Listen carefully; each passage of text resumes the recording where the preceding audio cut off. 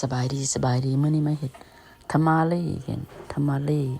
ก็เอาใบตองห่อพอจะกับอันนั้นแผ่นเกียเบกกิ้งเพราะวันไม่ยังก็บักซะลีหั่นนะ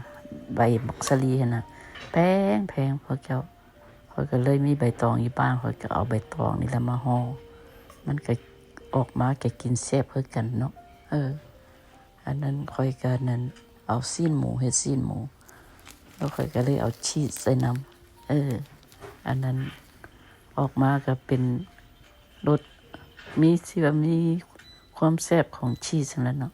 ใส่หลายสักพัดเค็มเด้อพวกเจ้าใส่บักเผ็ดเด้อันนั้นน่ะ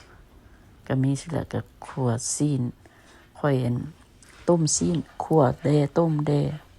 ไปจนว่าให้มันเปื่อยอันนี้ใบตองค่อยๆครับอันเอามาตัดให้มันมุนเบิ่งวันมื้อนี้อากาศอันแจ่มใสแต่ว่าหักลมพวกเจ้ามื้อนี้ลมเด้แล้วก็มื้ออื่นก็สิลมเด้เบิ่งอันเครื่องนั้นได้อันนั้น